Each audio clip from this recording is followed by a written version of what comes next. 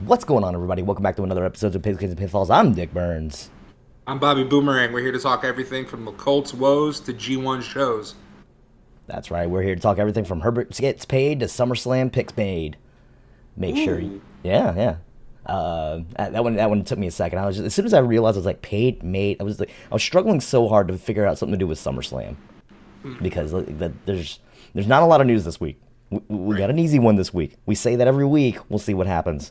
No. As always, every little bit of support helps keep this show running, so make sure you hit that subscribe button, leave a comment below, leave a like on this video, and leave your expectations at the door. So, in light of this weekend, because we are making SummerSlam picks, Correct.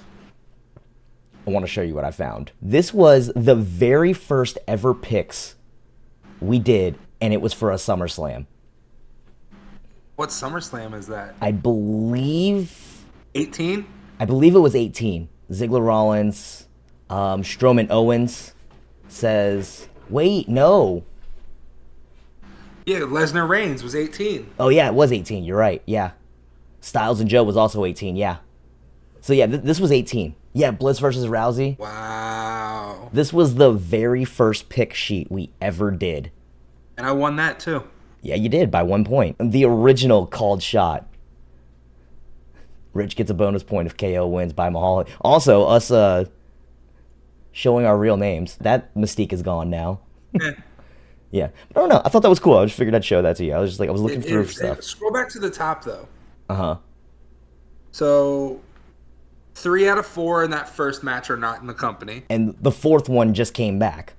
Right. They're both with the company, but neither one's on TV. No, I thought Cedric was gone. No, Cedric's still there. Him and Shelton Benjamin have been teaming again. Hurt Business, that's right. B-Team Revival, gone. 3 of the 4. Well, Bo Dallas is undetermined. So Yeah. that's the only one. The Bludgeon Bros. Rest in peace, Brody Lee. Corbin's down in NXT. Oh, speaking of which, you know what we didn't do last week? Stand and Deliver. No. You mean Great American Bash? That one too. Yeah, Great American Bash was this past weekend. We didn't do picks at all, which, honestly, because we record on NXT nights, it's like we normally don't get a chance to even watch it. And we recorded late, didn't we? Yeah, I think we did. I believe we might have recorded late that day, yeah. So, yeah, but I don't know. I thought that was cool. Crazy to see how over half that card's not with the company anymore. I know, right? Have you seen the Cody Rhodes documentary yet? I have not. I was going to watch it when I came home from work today. Mm-hmm. I ended up just not having the time. I watched it this afternoon after I got back from the DMV, which, that's another thing, too. Fuck the DMV. Always Fuck the DMV. No, you know what? Because, of course, you and me, we both used to live in Virginia. I want to give Virginia props for actually having a very smooth DMV. I never really had that many problems going to the DMV in Virginia. Here, no. I'll give you that, because when I came down here to Florida, it was definitely a noticeable difference in how bad it was. I'll give you that. Yeah, I went to go get my ID changed today. And, first I went to go re-register my car, and they're like, no, you need to get your ID done first. Which, for some reason, the state of North Carolina does it where IDs and license plates are done in different offices in different areas, like different locations. That's weird. I know, right? But I get to the license plate office, there's barely any line. I'm like, okay, we're going to be in and out. This is going to be fine. Nope, you got to go over to the other office on the other side of town. I get there. The line is not moving. It's at least 50 people long. I saw your story. Yeah. The line, in the 2 hours that I waited there, the line moved 5 feet. The lady that was in front of me was talking about how she had just came a few days earlier, and she got sent home because there was no way they were getting through the line. And when she told me that, I looked at her and I was like, if we wait another 2 hours and move another 5 feet, we're not even going to meet where you were when you got sent home. So I literally, I in a giant fuss about it. I made a big deal about it. I was like, fuck this shit, I'm out. Good for you. So good for you. Tomorrow is gonna be I'm gonna be there at 7:00 in the morning, and I'm gonna wait in that line however long it takes me. Yeah, I've been asked to leave a DMV before too. But circling it back in, the Cody Rhodes documentary. Mm-hmm. Really good. I highly recommend it. there was a lot of talk about the fact that there was that AEW and the Bucks signed off on some being the elite shots that were in it. They fit into the story very well. I mean, it was only for like that brief amount of time where they talk about him leaving, but they did a really good, they literally detail everything from birth all the way up till Mania 39. Like, Wow. everything. They go Okay. in depth with Stardust. They go in depth with Dashing Cody Rhodes. They go in depth with his Indies run. They go in depth with him and Brandy's relationship, him and his father's relationship. A lot of talking about him and his father. A lot Yeah, of I it. had every intention of watching it. I But if highly we're talking- recommend it. if we're If talking anybody else about out there has Peacock, I highly recommend the Cody Rhodes documentary. Probably one of the best documentaries that WWE has ever done. And that's saying something when you consider, It is. like, again, we are forever praising their video production team. Like, cinematography for sure. If we're out here recommending Peacock shows with wrestlers in them, you should also check out Twisted Metal. you told me to start watching that one too. I gotta have to start watching it still. I already finished season 1. For anybody that's nostalgic and remembers the game Twisted Metal, obviously we all remember the Killer Clown ice cream truck by Sweet Tooth, and Samoa Joe physically portrays Sweet Tooth. Unfortunately, for whatever reason, I don't know what decision they made for that. I will say that I did see an interview with Samoa Joe recently where he talks about like how much he studied Will Arnett to make sure that like study Will Arnett's inflection with his voices and all his voice acting and everything to actually like really focus on how he plays his characters. his I did not know it wasn't Samoa. I thought it was Samoa Joe trying to change his voice a little bit. No, it's Will Arnett. But it's Will Arnett, but it's Samoa Joe's mannerisms and the way his character moves and everything fits very well. Yes, it's with because Will Arnett. of the fact that he actually said he spent a lot of time studying the way that like all of Will Arnett's like material, just studying every role he's ever had, so that way he could get those like expressions down just right. Makes sense to me. I'm really excited to watch that. It's enough of us blabbing. Let's get to the main deal. So let's start with this Justin Herbert contract. So right after we got off the air last week, Right after, dude. Like I literally- walked from my living room to my bedroom and I got the notification. like as soon as if we had taken another 20 minutes to record that episode, it would have came in as breaking news. Yep. It was that soon. But let's go ahead and break this down. 5 years, $262.5 million. He is now the highest paid quarterback in the league, hands down, an average of $52.5 million per year. How we feeling? I don't know, man. Like, NFL is very much a "what have you done for me lately?" And truth be told, Herbert hasn't done anything for the Chargers yet. Okay. Disagree. He is. First of all, if you're asking me, like, I mean, I'm a Cowboys fan, so like, yes, I'm happy with Dak Prescott. Yeah. But like, Justin Herbert is a top 10 quarterback. Easily in the top 15. He's definitely in the top half of the best starting quarterbacks in the league, and he has talent and he has the skill set and he has all of that.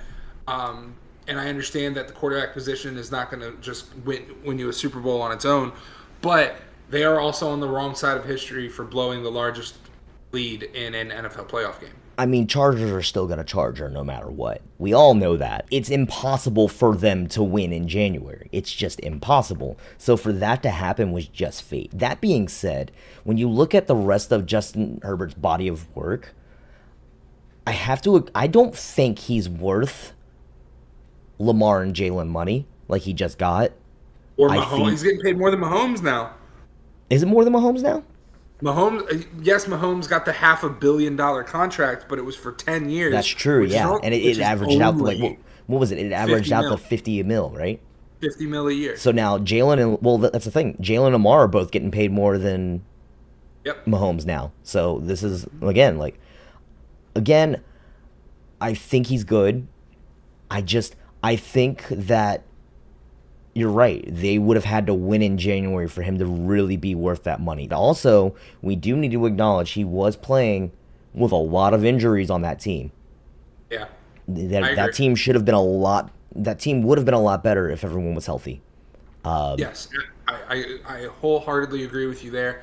And it makes sense if you're the Chargers too. Like, you want to lock up quarterback. Is when you have a good quarterback, you're good. When you have a bad quarterback, it is tough. Mm-hmm.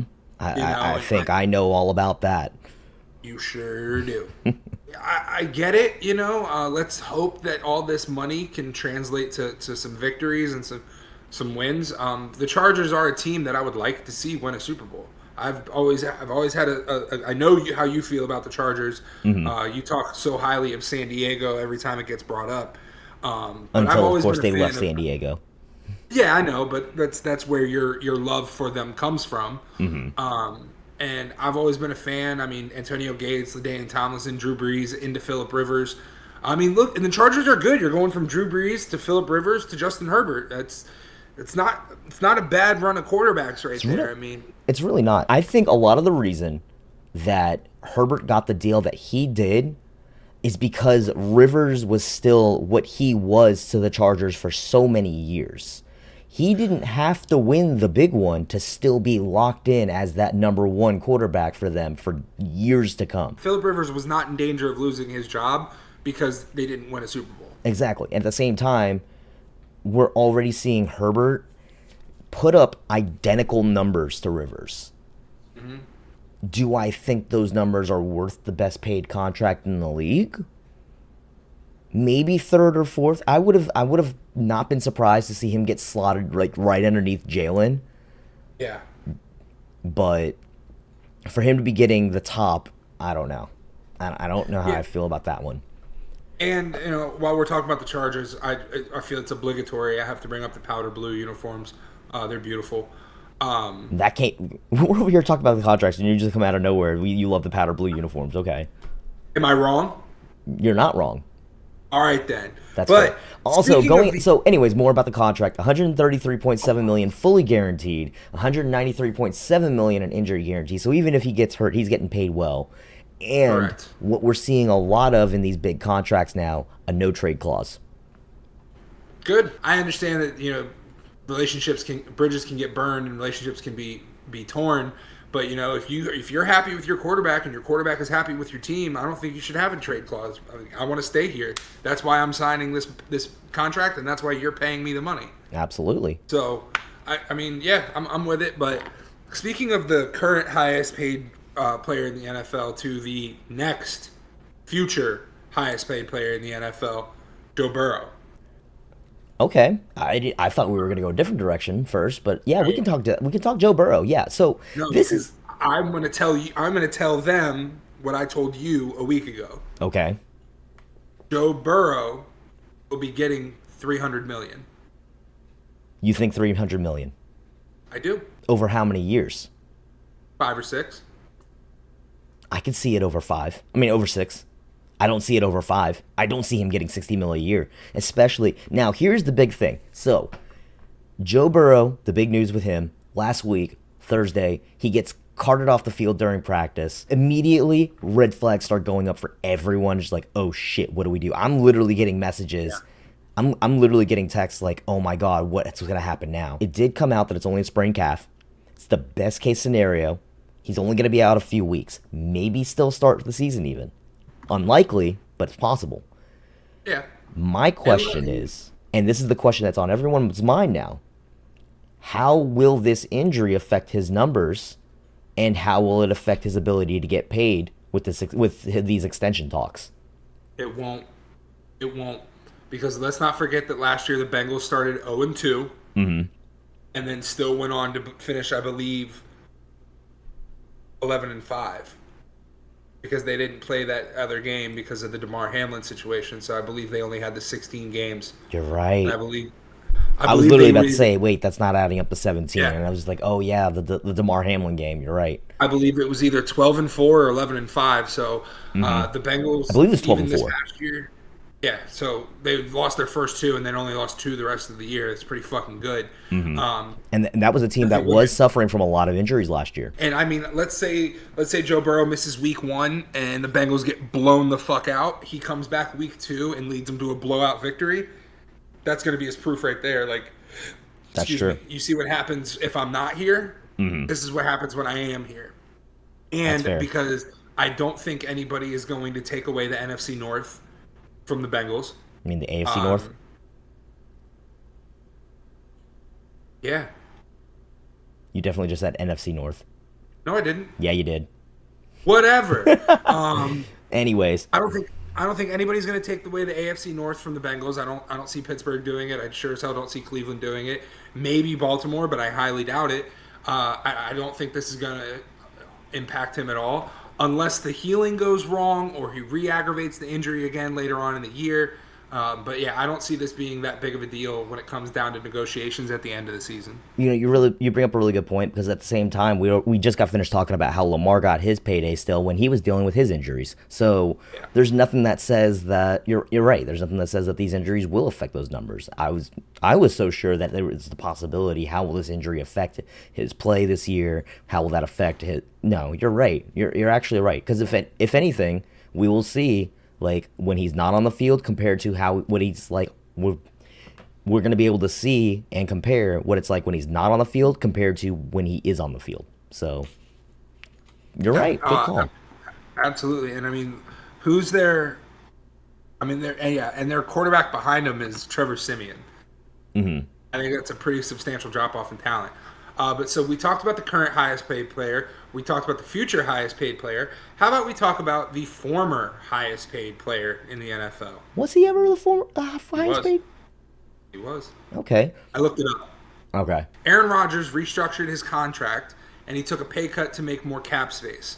It's a 2-year, $75 million deal, but it's said to be a 7-year deal, but with no voidable years. And I'm going to keep it 100 with you guys. I don't fucking know what that means. It was reported as a 2-year deal. I'm going to say it was a 2-year deal. Same. I when we were typing it up in the notes, I literally was like, I know it was a 2-year, $75 million deal, and the whole point of it was that he took a pay cut in order to make more space for all these other stars that they're going to need to pay. Which, again, this has always been discussed, how he wanted this to be a team first contract. I know with some of the things I was reading on it is that, like, in the extension of it, in like years 5, 6, and 7 or whatever, his salary goes down to $20 million a year. But it's one of those things where it's designed that he is more than willing to take less money in order to make this push for a ring.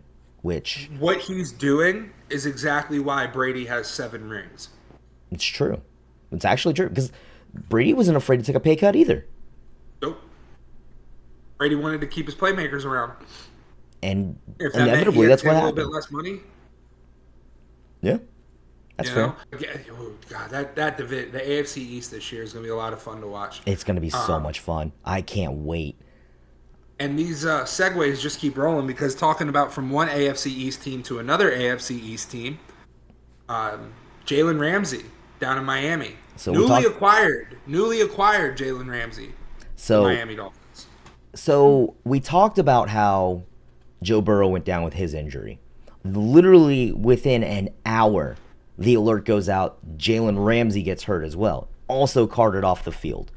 Jalen Ramsey, much worse. Turns out his entire meniscus gets blown out. Could have been worse. Could have been very worse. Could have been an ACL. Could have been an MCL. He could have been out for the season. Granted, right now it's saying he's going to be out until December. That's what the projections are, is that he will be out until December. And they're already talking about, like, the entire team and everything. Everyone is talking about it as that playoff push is going to be phenomenal. Oh yeah. As long as Ramsey can still be the same player that he once was, I am of the opinion that I wouldn't say that Ramsey is washed, because I don't think that he's washed. No. But I do think he's on the back 9 of his career. I definitely believe. I agree. I think he's past his prime. I Yes. think he's very much past his prime. That being said, he's still a damn good cornerback. I would still say he's one of the top 15 cornerbacks in the league. I'd agree. Hands down. I'd Maybe agree. top 10. Maybe top 10. Yeah. Only because there has been so much more talent to come after him now. Yeah, absolutely. And I mean, I don't quite understand Miami's thought process and who they signed to replace him during this injury. But they I went out and they especially signed. laughed because everyone was talking about how this man was not going to get signed this year. Yeah, I And mean, I'm sure I would have bet money he wasn't, but the Dolphins went out and signed Eli Apple to a 1-year deal after the loss of Jalen Ramsey and his torn meniscus. what So a drop off in talent, though. that yeah, like Like, I know but Eli but Apple. I know Eli Apple has his ego. He has that ego about him that he thinks he is God's greatest gift. But god damn, what a drop off there. I agree, but here's something to keep in mind. I don't think they brought Eli Apple in to replace Jalen. I think what they did, or what they're going to do, is they're going to elevate their other corner above him. Mm-hmm. I think everybody on the depth chart got bumped up a spot, and Eli Apple is just to fill that last spot. That's what I think. I wouldn't say necessarily the last spot, but I can definitely agree with maybe he's like your cornerback 3 Right. or 3 or 4. Like Yeah, I don't think they went and signed Eli Apple to be CB1. no, he's probably going to be playing like nickel corner. Like he'll be playing in nickel packages, stuff like that. I mean, it's still a great place for him. Don't get me wrong. Like, yes, we're talking about the drop off in talent. Let's not discount. He is still a decent. Like, I think decent is a fair word. He's an to use. NFL player. He's better than 90% of the other athletes in the world that aren't playing in the NFL. So Can cover a pass better than me, that's for sure. same here, dude. I mean, I'm with you on that. It's just- And speaking of injuries, one that I forgot to put into our notes for the week. Speaking of injuries to the secondary, because I'm just killing these segues so far this episode. Look at you. The Dallas Cowboys safety Donovan Wilson out with a lower leg injury. I don't know if they've come out with more information on it or not, but he's expected to miss 4 to 6 weeks. So again, similar to that Joe Burrow, maybe ready for week 1, maybe not ready for week 1. But yeah, it's a bit of a blow to our secondary. Although we did sign Stephon Gilmore, and we do still have Trayvon Diggs. So it just sucks that it was a safety position because we do have 2 outstanding corners in our defensive backfield. I think you guys will rebound perfectly fine from this, though. I mean, again, it's a minor injury. He's only going to be out for a few weeks. I think it'll be fine. That covers a lot of the contract and injury news. That's pretty much all the big stuff. Well, I mean, all the other stuff is kind of minor for football. Well, how seriously do we want to take Jonathan Taylor? I mean, that's pretty serious, dude. It was serious enough for me to make it my intro. That's fair. That is fair. I mean, so go ahead and give us a breakdown on what's going on with him right now. Right. So, Jim Irsay, obviously, we've covered it on this show, all the talks of the running backs and their contract situation, and, the running back position is one of the least appreciated and least paid positions in the league right now. And Jim Irsay came out and made a comment about running backs. Oh God, I literally watched the video. He basically says, like, if I were to die tomorrow and Jonathan Taylor isn't in the league next year, no one would miss him. It was some shit like that. I thought it was more along the lines of, like, these running backs need to stop being big babies and take the money that they can. But maybe you're right. But again, he said a lot of things. He has said a lot of things. Because he's Jim Irsay, of course he did. So I don't understand how you're going to talk shit about a running back when you're the owner of a team and you have a top 10 running back on your roster. This isn't the Cardinals talking shit about James Conner. You're talking shit about Jonathan Taylor. He had the worst year in his career last year. He's also only been in the league for 3 years, though. So, And again, like, that team was not there last year. It just was not there. Like, no, shout out to all you people who drafted Jonathan Taylor at the number 1 overall draft in fantasy last year. I know, right? I banked on that. A lot of people were pissed off about that. But no, so then Jonathan Taylor, right after that happens, news comes out that Jonathan Taylor requests a trade from the Colts. Right after. I mean, can you blame? Well, that's the other thing too. So this came also after apparently him and Jim Irsay had sat down and talked about his deal, and he was just like, I think I deserve more, and Jim Irsay basically laughed him out the building. There was also talk that Jim Irsay had told him that he has no future left in the Colts organization. Like, this is all, like, everything Jim Irsay has been saying is just... I'm bothered because someone made a point earlier today that Jim Irsay may be the new Dan Snyder. He's not that bad. He's just, I mean, Jim Irsay does, like, he likes his beverages. He likes his refreshments. He is also, but the point here being, he is now the elder statesman of all the owners. He is the most senior owner in the league. More than Jerry? More than Jerry. There's a picture. So Pat was talking about it on the show, I believe, yesterday. They showed Jim a picture of him with all the other owners at like an owners meeting at one point, and basically said that, like, Jim Irsay pointed out that he was the only person in that picture that was still standing. He was the only person left. But so then that's not where the news stops, because then it comes out that apparently the Colts are trying to put Jonathan Taylor on the PUP list. Not just the PUP, the NFI. Non-football injury. Now, the reason that makes a difference is because if it's a non-football injury, then it doesn't count as a year towards his contract, and they can hold on to him for another year. So, and they're saying it's with back pain, and then Jonathan Taylor comes out and goes, "I don't have back pain. I don't have. There's this phantom back pain, and it ain't me." At the end of the day, I think at this point, Jonathan Taylor just needs a trade. I agree. I don't blame him for wanting a trade. But where does he go next?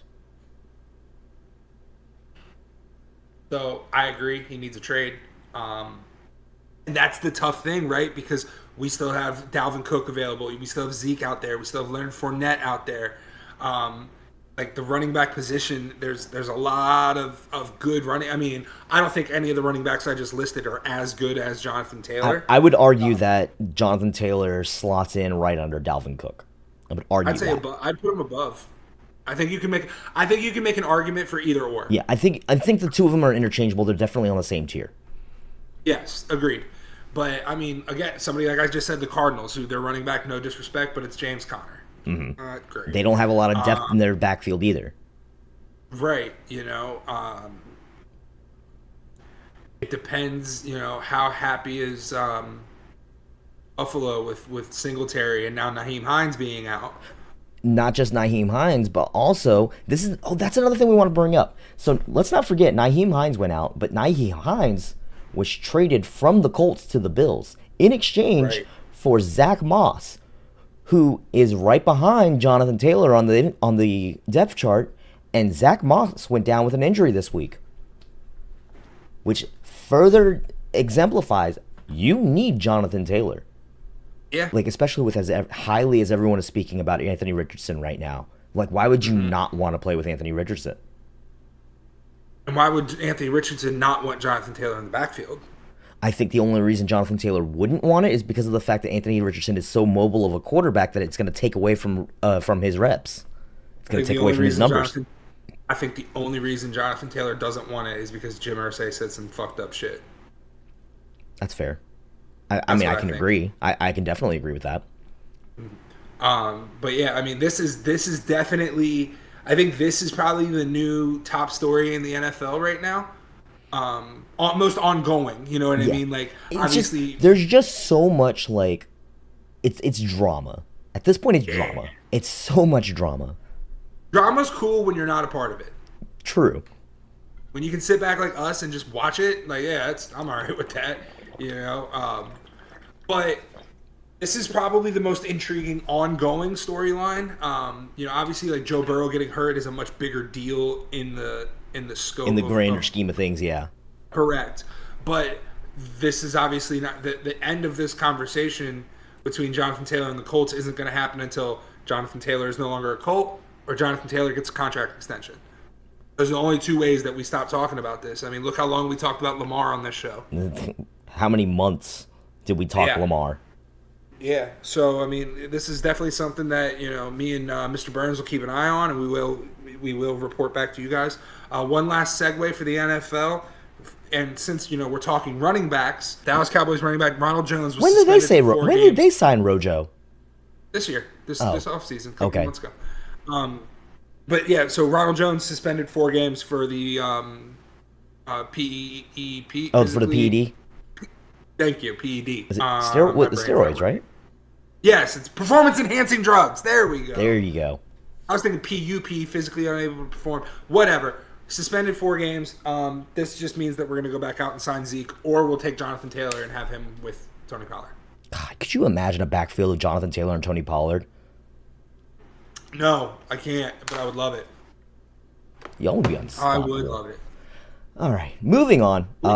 We just successfully segued all of our NFL stories. We really did, and we probably could have segued another one if we wanted to, but we're not. We're going to save it for the leftovers. So let's go over to the wrestling side of the house. Let's go ahead first. I want to knock out the G1 update because we are coming very close to the end of the G1. We're coming up on the last few days. Do you have your bracket? Oh, we have the bracket, and there's a lot of things to talk about with the bracket that I want to point out here. So we're going to start out. Let me go ahead. All right, well, I guess this is as zoomed in as we can get. So starting off with the A block, Sonata has yet to lose, has already locked in his playoff spot, 12 points. He's set. And just like I said we were going to get, we have a giant mess for who's going to get second. Now, Chase Owens and Red Narita are at 4 points.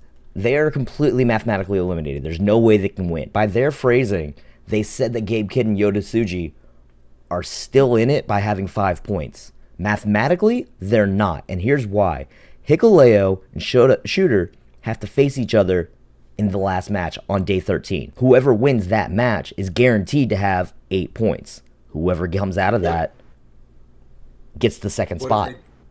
What if they draw? Oh, shit.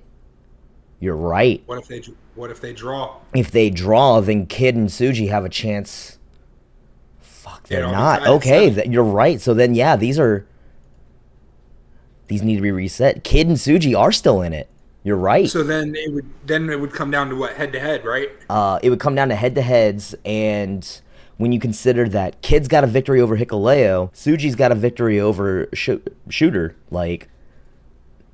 Interesting. Mm-hmm. And the two of them are facing off on night 13 as well. So whoever wins that one, if it's a win, goes to 7 points.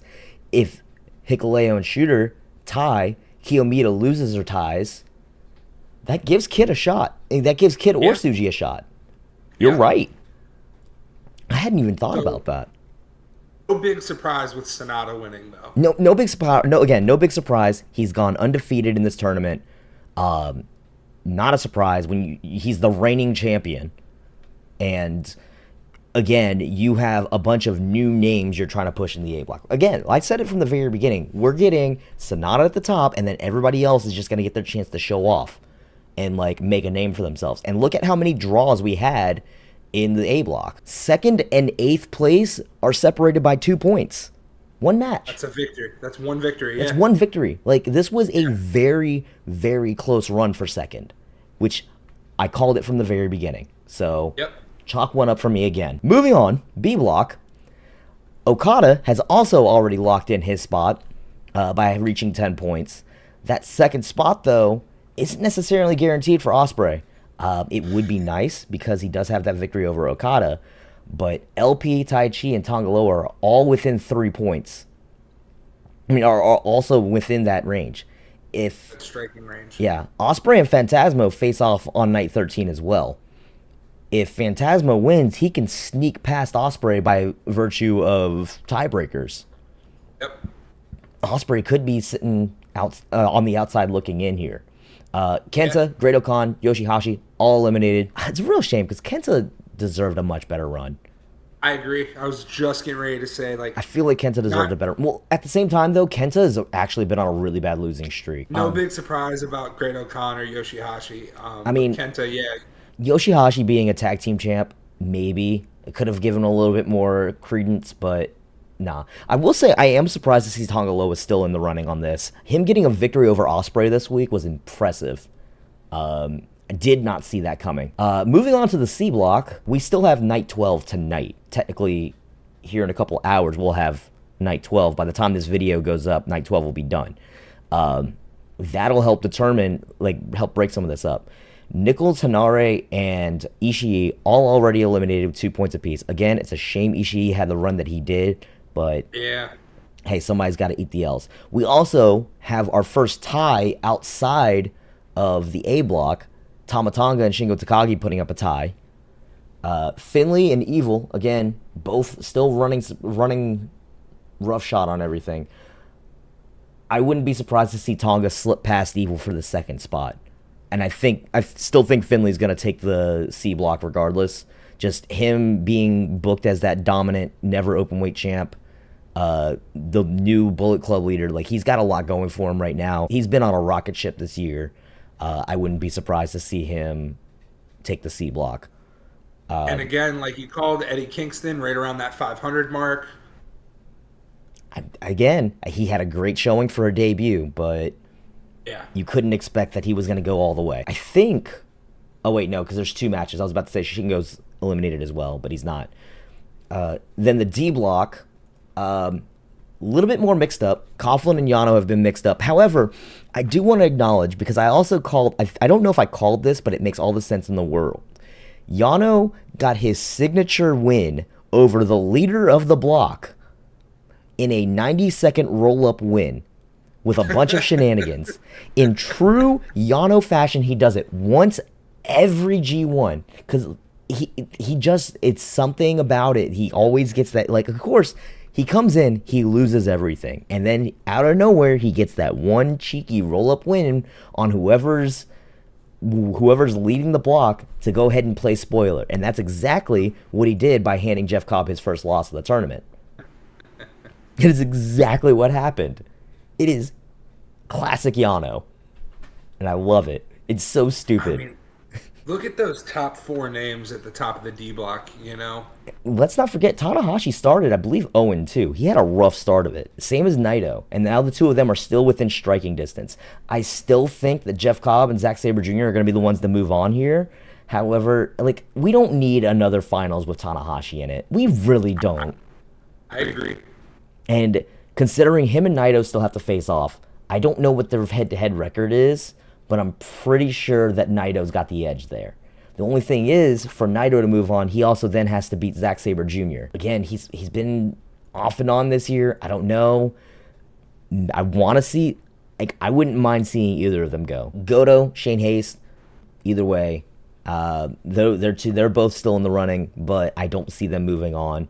Goto, surprisingly, having a not as good of a run. Neither of the actually, I'm not surprised. Both Goto and Yoshihashi having a bad G1 because they're the tag team champs.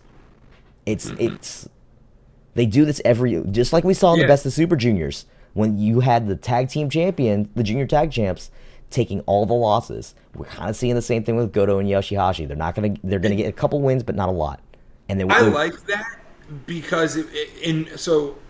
This might be me overthinking it, but I don't think I am, because obviously wrestling is subjective, and it's what I like is what I like, and what you like is what you like, and they're not always going to overlap. Mm-hmm. But I like that because they're tag champs. They are good as a team. You separate the tag team, it changes the dynamic. You no longer have that other person to bail you out or to tag in when you're feeling winded. Like, I think that story behind that subconscious level of storytelling where, they're tag champs because they're good together.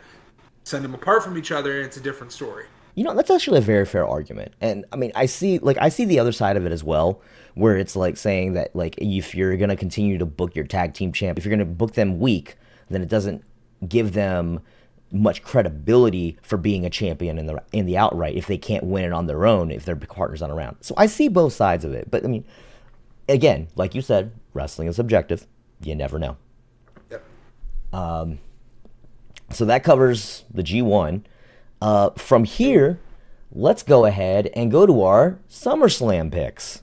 But real quick, so that means next week when we do this show, we'll have the winners, right? We'll be done. Not necessarily. I think there's like a few days break, to give them. I think they're giving it a little bit of break. Here, let's do this. Check their schedule. So tonight is night 12. Night 13 is on Saturday. Night 14 is on Sunday, and then the playoffs start next Tuesday. Yeah, so we'll have our finals. Not our finals, but our playoffs. Correction. Wait, what the hell? Hang on. Oh, I see what they're doing. Hold up. Okay, no. All right, so it looks like what they're doing is night 13 is A block finals. Night 14 is B block finals. Night 15 C block. Night 16 D block. So that extends it out. Okay. And then that puts the playoffs starting on Thursday. Yeah. So the playoffs will start next Thursday. So next week we should know roughly who all is moving on. What we're going to be looking at. Yeah. Okay. But yeah, SummerSlam picks. SummerSlam. So we got SummerSlam coming up. Now, before we get started with picks, I want to acknowledge there are 2 matches that were being advertised or like being rumored that have since been pulled. This week, just last night on Raw, we saw the whole Trish and Becky thing get changed up. Now they're going to be facing each other on the 14th in Winnipeg. I don't know why. I don't know. Either way, they booked it where Becky got a squash match, like a win in 5 seconds last night, and it kind of killed things. Apparently, they didn't say. There's a lot of things that like I've been catching a lot of people.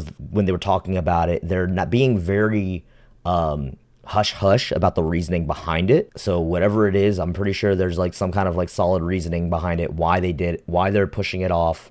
It could be a health issue. It could be, God only knows. I mean, there's no telling. Right. There's no telling what it could be. But I mean, for whatever reason, I hope everything goes well. So whatever. The other one being that Rhea will not be defending the women's championship. Yeah, the women's world championship. I have to think about the new names now. Yeah. So Rhea Ripley will not be defending the women's world championship. She was rumored to be defending against Raquel. Apparently Raquel has a legitimate injury right now, so that's going to have to be delayed before they can have that match. It's a shame because I feel like Rhea's booking has just not been there since she won that title. Yeah, I mean, I agree with you. I mean, also it's a shame because like I feel like Raquel is constantly getting hurt. No. Or you got to think it was Liv that was always getting hurt in the tag team. You're right.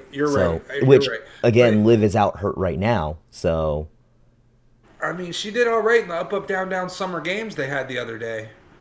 Yeah, but that was how long ago was that recorded? True. For one, for two, I was definitely watching that too. Didn't they go out first? They did, but she was running around and she jumped on people and things, so she can't be that hurt. That's fair. Anyway, but I agree, man. Like Rhea, I mean, it's almost as if they really want to use her for the Dom storyline more than they want to use her for being a They're just champ. Booking the women's division. Like, I know, like, everyone judges AEW for the way they book their women's division, but I feel like Rhea just has not had strong, but like all of the Raw's women division in general just has not been booked well. And look, that's the risk, right? Whenever you finally give the belt to a fan favorite and their run's not the greatest. Look at Big E. Look at Kofi. Kofi Mania was way better than Kofi's actual title run. Yeah, but as we already talked about on the show, when they found out like weeks afterwards that the whole plan was for him to drop it to Brock at the first SmackDown, you could tell from that moment on, all the wind was taken out of his sails. Yeah. And it just did not have it from then on. Knowing what we know now, what we didn't know then, knowing that he was always bound to drop that title and he was just waiting until the day that he had to, definitely takes the shine off. I agree. But that build, I love Kofi Mania. Oh God, it's still fun to go back and watch. I was watching something the other day where they were talking about like that Elimination Chamber match where he got put in instead of Mustafa Ali, and like how that was the birth of Kofi Mania. Yeah. Or like that part where the Woods and Big E had to run the gauntlet and the Usos came out and said we forfeit. Mm-hmm. Still get goosebumps. I forgot about that. That's still so good. It is. All right, moving back on the topic here. Let's go ahead and start talking the picks that we do know. So I say that, of course, with a SummerSlam Battle Royal where we don't know all the where we only know like 2 participants. 5. 5? Are 5 people confirmed? Yeah. 6, I'm sorry. 6. 6 people confirmed. Yeah. Okay. I'm still picking LA Knight to win. Yeah. Yeah. Yeah! I'm going with. Yeah, we're both taking LA Knight on this one. I have a feeling we're going to be keeping a lot of the same picks on this. That's why I had to throw in, like, are we getting the cash-ins and are we getting the call? And we have to do called shots still. Logan Paul versus Ricochet. I'm going to go with Logan Paul. I'm going to go with Ricochet. Yeah? Yeah. Are you I doing like that for the Ricochet's sake- chances here. Oh, wow. Are you doing that for the Ricochet. sake of argument, or are you doing that? No, I think Ricochet gets his win here. There's no way, because Logan Paul hasn't had a victory since last year's SummerSlam. I think still, like, I feel like Paul could easily be used to put Ricochet over and put Ricochet into the, like, finally start putting Ricochet into a title picture. Nah. Like, I feel like this is a good chance for Ricochet to get a push. We'll see. Shayna Baszler versus Ronda Rousey. MMA rules. What that means, I don't know, but it's going to be Baszler because we already know there's all the rumors about Rousey leaving after SummerSlam. And So- the fact that we need Shayna to be built back up. Yes, and here's my thing about this match, right? We a lot of people, not just us, but a lot of people kind of give AEW flack for the blood. And then there's the complete opposite is WWE with no blood. This match needs to have blood. Oh my god, if this match has blood, it will be worth every moment. Mm-hmm. And honestly, I feel like if there is blood, it will make Shayna out to be even more of a monster, and that's kind of what we need right now. Yep. There's a little sneak peek at one of my called shots for you fans. Cody Rhodes versus Brock Lesnar, the rubber match. Cody. Rubber chicken match? No. It's gonna be Cody. I had to. You're a dumbass. Gunther versus McIntyre. Gunther, he's breaking the record. We're beating Yeah, that he's breaking record. As much as we would love to see Drew get the win, that record's And that's got to be honestly, broken. I'm kind of surprised they put Drew here because, like, Drew hasn't had a win in a while either. Actually, I like it because I feel like it's still gonna be a stellar match. I wouldn't doubt if we got 5 stars. Yeah, but at the same time, like, you know that, like, it's okay if McIntyre eats that L. It is a little surprising after all the drama with Drew and how he was unhappy allegedly. That still hasn't been, like, resolved. We don't know what's going on with it. There is still a very good possibility that Drew's on his way out the door. And if that's the case, then that's all the more reason for him to put Gunther over. Fair. Very good point. Asuka, Bianca, Charlotte, the ABC match for the WWE Women's Championship match. When I was typing that up, I actually rearranged it so that way I could have it as ABC. Charlotte.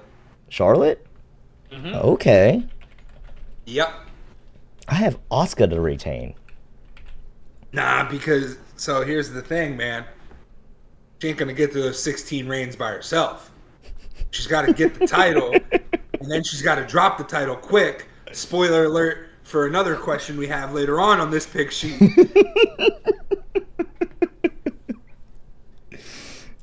Cheeky bastard. Yeah, no, I think Asuka's going to retain on this one. I feel like they're going to use this to build a Bianca-Charlotte non-title feud, which would be beautiful. I would love to see that, especially because Bianca's starting to get a little bit more of an edge to her. Not only that, but again, Charlotte is the only one of the horsewomen she hasn't had a feud with yet.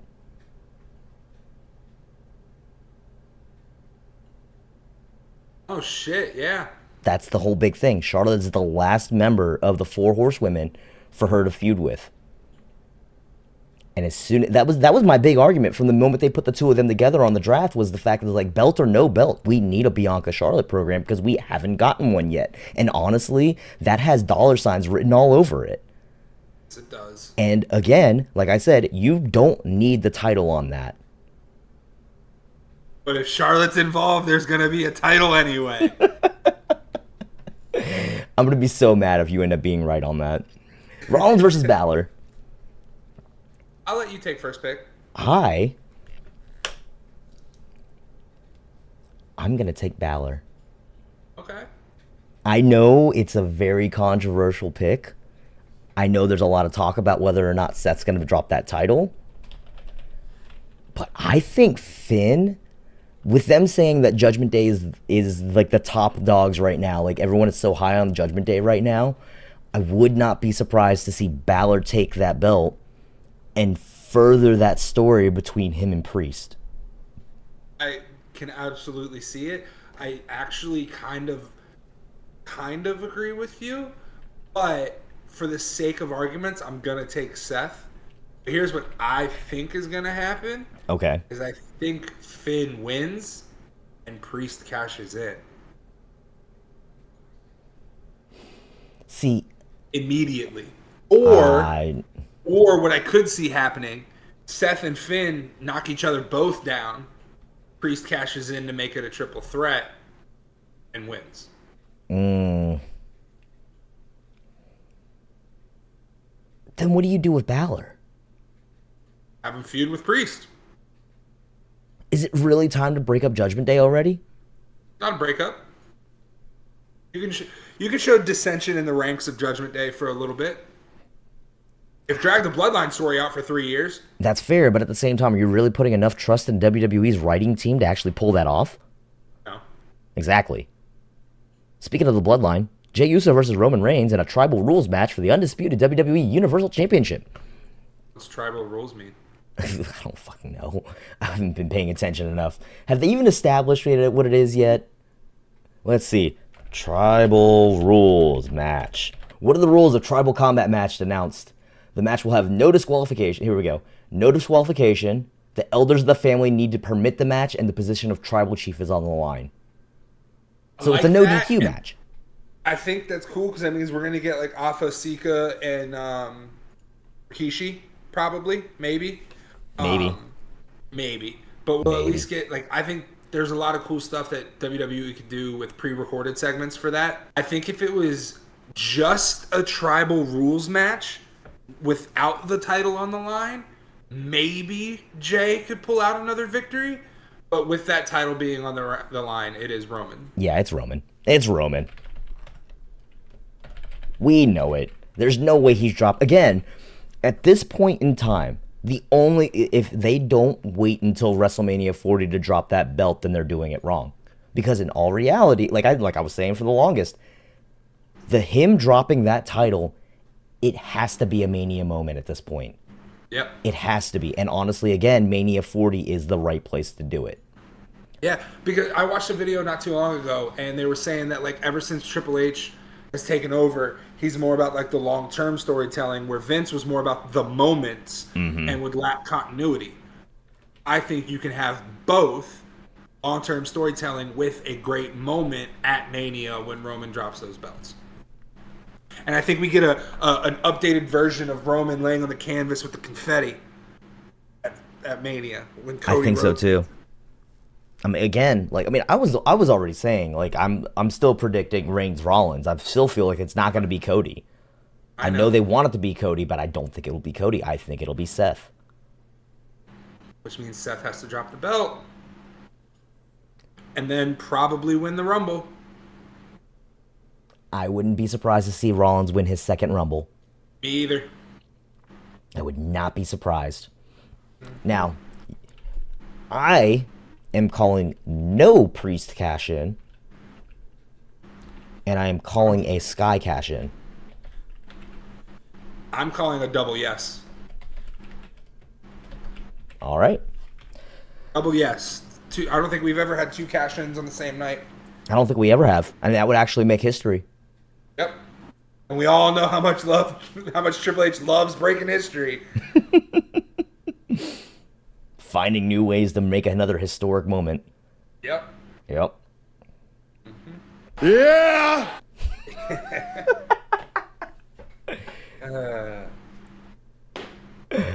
My first You're called shot. welcome!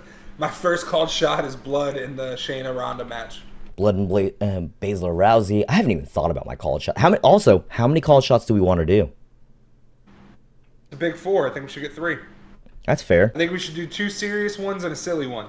Okay, that's fair. And because Tribal Rules involves needing to be approved by the elders, I believe that we will see the elder members of the Anoa'i family ringside during the tribal combat match.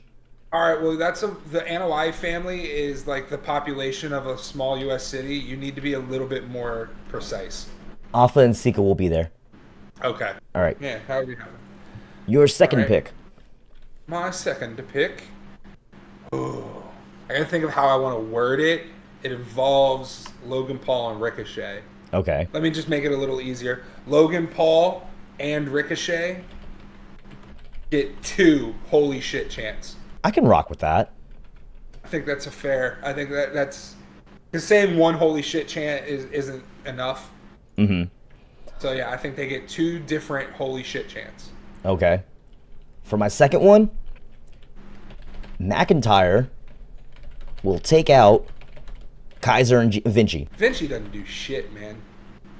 And they're trying to tease dissension with Vinci starting to like them trying to blame Vinci for shit. Like, that was the thing. At least Kaiser has the cool fucking coat flip. Kaiser has the mic skills, and Corey Graves making fun of him. Did you see that? Yeah. Corey Graves doing his impression of Ludwig Kaiser.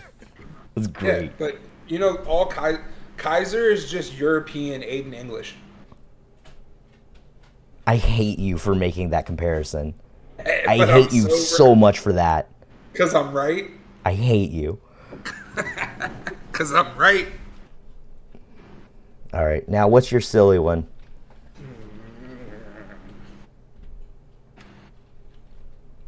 The long pause. Because I was going to just be like, LA Knight doesn't win the Battle Royal, and technically I have a 29 and 30 chance of getting that right, which I don't think is fair. LA Knight is not in the Final 4. But you have him winning. Oh, fuck, never mind. What's your silly one? Give me a couple I'm still more minutes. thinking. Okay. I got it. Okay. Rubber Chicken shows up in the rubber match. I like that one. I actually like that one. That was really funny. I'll give you points on that one. Dom gets involved in Rollins versus Balor, but ultimately does jack shit. So, like, he'll try and get involved, and he'll just immediately, like, comically getting taken out. The Dom appearance, essentially. Well, I mean, no, because Dom appearance is pretty much guaranteed. But I think Dom tries to get involved in the match and gets comically taken out. I know it's a little bit more of a serious pick, but... No, that's all right. We'll rock with it. I just really hope that whenever Damian Priest... If Priest cashes in on Finn, and we get a moment where Dom's like, why didn't you cash in on my title? That would be hilarious. That would be kind of funny, but yeah, no. Yeah. All Dom right. gets involved in Balor Rollins, fails miserably. All right. I think we have our picks. I think they're in. They are locked in. Now, I will be right back. Give me a second. I don't think he's going to keep this in the video, but I'm intrigued because I have no idea what he's doing. So, we've discussed how we want to determine who our winner is. The belt is on the line, sir. Give me one moment, please. I started a thing. He's digging it out from somewhere. This is hilarious. Did you find it? Oh, you got the big one. That's not fair. I thought you were actually going to pull yours. As much as we hate the penny belts, I thought you were going to pull yours out. I don't have mine anymore. Where'd yours go? Probably somewhere at my mom's house still. Do you know how long I searched for this thing just so we could make that joke? You know how long I searched for this? That's fair. So, the story behind these. We have these. We actually have a pair of tag team belts that we got when we were working in the office together. And it was literally our, like, no, we are the tag team. We're the reigning district of the year for a reason. We ran the show that year. We ran the show. The inmates ran that asylum. However, when the picks originally started at that job, your belt is the belt that we always fought over. That was the one that we get. This is the one that we've talked about on the show before, that we would literally like run like back and forth across the entire office, stealing it from each other. Just like, no, it's mine. It's mine. I already won it this week. That's the one that the boss inevitably won for a time. Our other coworkers won at times. That was the belt that got sat on everyone's desk or hung up on their wall. And you're still inflating it. See, I wanted you to do this, though, because at the very least we could have, like, symmetry. Yeah, well, we have to pass it off. To be fair, I knew where this one was. I'm not sure how long it would have taken me to find the other one. belt. Yeah. And again, it's not like we're even fans of the penny belts, and these are kids' penny belts too. So it's like, Thanks, Josh. So while we sit here with our titles now, looking like don't mind me, look, fucking marks.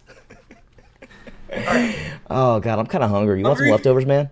I am so hungry. Let's do it. So, Chris Hero, we've been waiting for word for him. Turns out he's been off the grid for a while, has now signed with AEW as a producer backstage. Good for him. I am mildly disappointed that he's not getting back in the ring, though. Yeah. Fun fact, I'm sure you probably knew this, though. Did you know that Chris Hero has the record for longest match ever wrestled? Isn't it like 3 hours or something like that? I think it's like outrageously long, like 15. Okay. I don't know. We'll have to look up that. We'll have to look into that. I'm doing it right now. What was his original name? What was it? Chris Hero? Oh, you talking? No, that was his original name. You're thinking it was Cassius Ohno. That's it. His real name, his original ring name was Chris Hero, but Cassius Ohno was his slave name with the WWE. You're right. Chris Hero wrestled for 3 hours. I thought so. But still, it's absurd. Yeah. I don't like doing anything. I don't like working for 3 hours. But we'll watch an entire pay-per-view in 4. I'll watch Raw every Monday. Actually, just kidding. I don't watch Raw live. I can't remember the last time I didn't. I can't remember the last time I didn't work on a Monday and actually got to watch Raw live.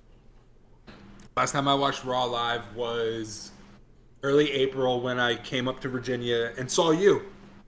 When I still lived in Virginia, in the area. Yes. But yeah, so Sony Michel, former running back in the NFL, probably most notably known for his time with the Patriots, has announced his retirement. 3,243 career yards, 18 touchdowns, average of 4.2 yards per carry, which is really good, but he was never like a great NFL running back. The body of work was never really there. Correct. He did have. You're right. He did have really good years with the Patriots.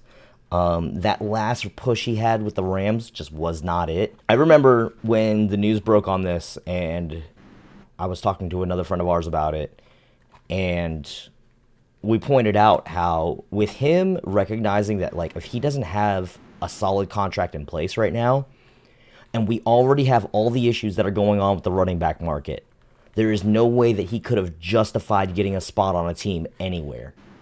And not just that, but if you know that you're not going to be, a top contributor and all this and that, why go put your body through that kind of damage? Mm-hmm.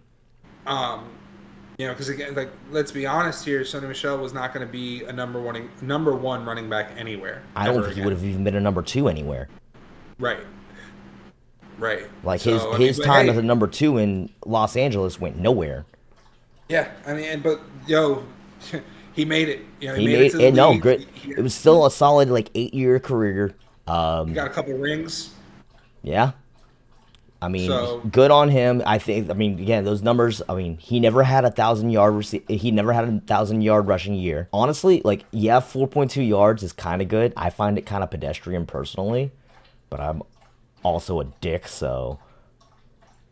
It's a first down every 3 carries. Yeah, but you have to actually get 3 carries. Yeah, but the old saying for old school football coaches was, "Give me 3 yards and a cloud of dust." Yeah, but. Oh, yeah, that's fair. All right, yeah. I want to know how those numbers dropped off, though, once he left the Patriots. Right. If we looked at it by season, I'm pretty sure it would look a lot different. Right. But again, when you look at the running back market right now, how many big names are still out there? There was no way he was going to make a name for it. I think, deciding at that point, it's just time to go ahead and call it a career when running backs don't genuinely have long careers in the NFL. Good on him. Cheers. Yeah. Cheers to a great career. Travis Kelce punched a linebacker at Chiefs practice. It was hilarious. It was funny. He did say he needed to do better, but it was kind of funny just seeing him punch a guy. Bro, first of all, it's fucking training camp. Anybody that's ever played football, it's the dead of summer. You're hot, you're tired, you're out of shape, and you're spending a lot of time with these people. I mean, you and I have seen it in our friendship when we would spend too much time together. This isn't the first time we've seen fights at training camp. No, it won't be the last. And I think the reason it's getting any notoriety is because it's Travis Kelce. And he had his own podcast to talk about it where he was just like, I should have done better. I should have been better than that.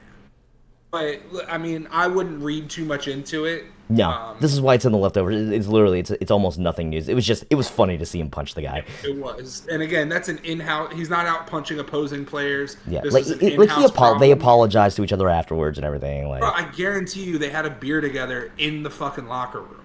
Don't doubt it. And our final point of news, last Friday on SmackDown, we had the finals of the United States Championship Contenders Tournament. Rey Mysterio versus Santos Escobar. Rey Mysterio suffered a legitimate concussion during that match. The match was waved off. We sent our best wishes for Rey for speedy recovery. They did say that Escobar was meant to go over clean in that match, so it didn't really affect storyline. The only thing that it did affect was they were supposed to have a post-match angle backstage that they didn't get to do. But again, it was... Escobar was always meant to win. We send our best to Rey. If I was a betting man, the post-match angle would have just been Rey like shaking his hand, congratulating him. That's what they said it was supposed to be. It was just like the two of them were supposed to have words backstage and like shake hands about it and show that there's no like ill will. Right, like, you know, the past of the LWO meeting the future of it. Yeah, it was supposed to be just another case of Rey putting Escobar over, which I'm not going to complain about. I want to see. No, I'm not going to complain either. Yeah, no, I completely agree. But Rey's been doing that, so I don't think. Yes, it sucks. Rey Mysterio got hurt, but I don't think we missed anything because of it. Yeah. All right. Well, that's going to do it for us this week. We will have SummerSlam results next week. We will have all the more news. There's bound to be more news coming out of training camp this week. Hall of Fame game this week. Couple of days, right? Yeah, I believe on Thursday. Like in 2 days? Yeah. Hall of Fame game 2023, Thursday at 8. August 3rd. Cleveland Browns versus the New York Jets. We are that close to kickoff, kids. Yes. We are that close. And just for all of you out there wondering, we are not going to be following preseason games super in depth. No. We'll follow any news that comes out, but outside of that, nah. We ain't trying to get that spicy on preseason games that usually don't make a difference, except for just trying to figure out where your depth chart lays. Right. And for those of you that stuck it out to all the way to the end of this episode, we're going to give you a little treat. We are. Yeah. We're going to tell you guys which teams we'll be covering during the regular season. So you did allude to this last week because we did decide it last week, and then we didn't really announce it, but you did mention it. So we've decided that you're going to cover the North and the East, AFC and NFC, and then I'm going to cover the South and the West. That gives you the opportunity to follow your Cowboys. That gives me the opportunity to follow my Panthers. I also get the chance to follow my Chargers. Yeah, and it gives me the chance to follow the Dolphins being down here in South Florida. Just the fact that also you getting to follow that entire AFC East, you're going to have so much fun with that, just like how I'm going to have fun with the AFC West. Yep. And for interconference games, me and Burnsy will talk about it before the show, and we'll figure out who's going to take which. You know, if we have... We'll figure all that stuff out. Like, when we talk about, like, the standings and stuff, those are going to be the divisions that we focus on. But correct. When it comes to the games, we'll probably just be doing it, like, game by game. We'll be, like, red zone on this bitch at this point. Yeah. So, I know I'm getting excited. We started this journey right at the tail end of football season when there was only a handful of teams left, and now we get to see the chaoticness of having to cover 32 teams plus the WWE and AEW and all that other stuff. So boy, Glad the get G1 ready. will be done by then. It's going to be a busy full schedule for us coming up here soon, but thank God football's back. Oh my God, I can't wait. We've made it. We're in the month. We did it. We do not have to go. Yeah, we do not have to go another month without a football game until March. I love it. Once again, that's going to do it for us. Make sure you leave a like, leave a comment, leave a subscribe, all that kind of stuff. Whatever helps us out to get another step towards monetization and we can quit our jobs and actually take this seriously. We very much appreciate all the support that you guys have given us so far. Thank you guys very much. We'll be back next week. And until then, we're out. Later. You're welcome.